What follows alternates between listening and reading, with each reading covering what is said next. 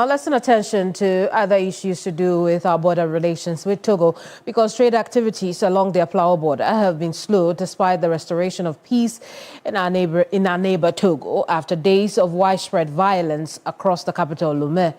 Youth in Togo in the last few weeks embarked on civil protests to demand the resignation of the country's president, Nyasingbe, in response to a constitutional reform which critics believe will enable Nyasingbe to remain in power indefinitely. The protest, which was met with brute opposition from government security forces and arrest of many protesters, had disrupted trade activities between the two countries, particularly in towns and communities along the border. Let's have a quick chat with our Volta region correspondent, Faisal Abdul-Idrisu, who's been keeping tabs on happenings along the border. Faisal, good afternoon. Talk to us about trade activities, the importance of it to these border towns, and how the protest has changed their lives. Yes, so the Ashigama market in Lome plays host to a large number of border traders from Ghana, particularly traders in communities along the border. We go to the Aflao, Tegbe, Akanu, all the way to Tienap, the northern regions. A large number of traders, particularly women, trade in Togo. And if you come down south, there's even more of an economic importance, because even when you go to Aflao, for instance, women cross to Lome to go and buy foodstuffs.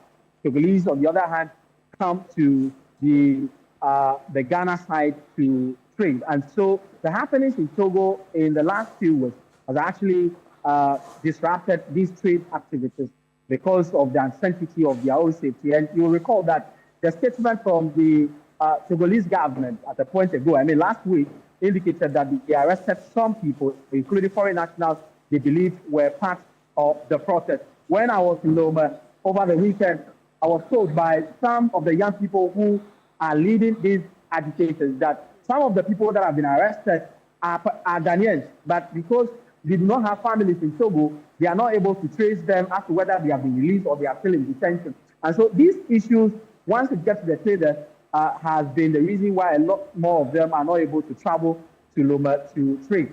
I was on the Aflao border, where some of these persons have been telling me, particularly the local forest traders, have been telling me that traders that come all the way from Takrady, Kumasi, to buy from Lome have stopped coming. And what that means is that they are not able to trade.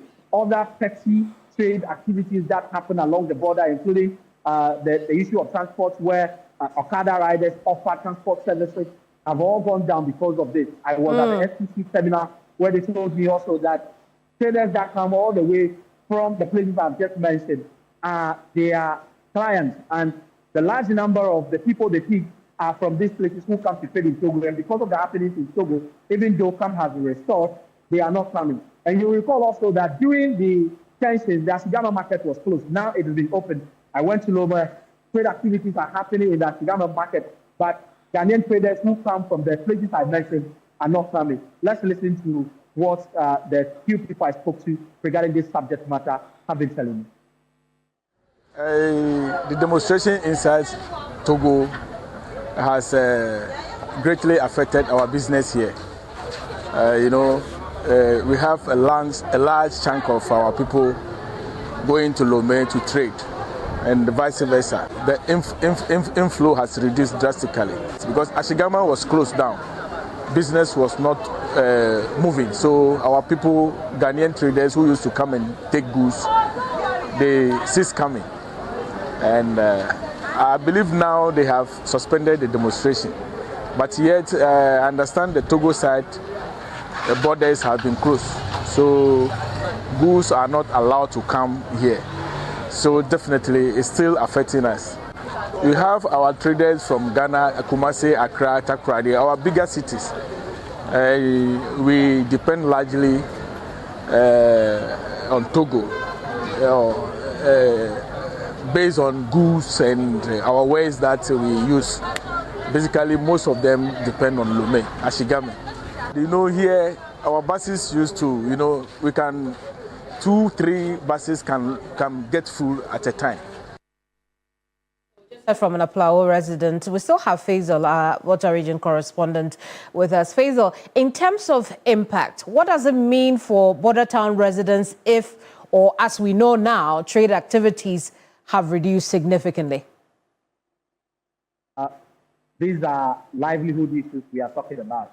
Like I mentioned, the local traders, on the other hand, depend largely on trade activities in Togo to feed themselves. And what that means is that their livelihood issues will be affected.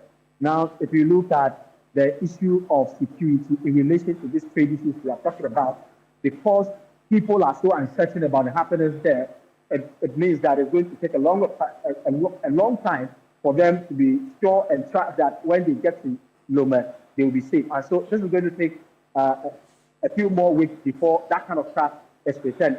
And that definitely is going to affect bread and butter issues, not only for people who travel from Dakar to Kumasi, but also for the local people along the border. Because once the numbers are coming, they are able to engage in some form of trade, even with our Ghanaian counterparts that come to the border, and also those who are coming from the Lome side. Indeed, but we also know that the relationship between the border town residents is not only transactional.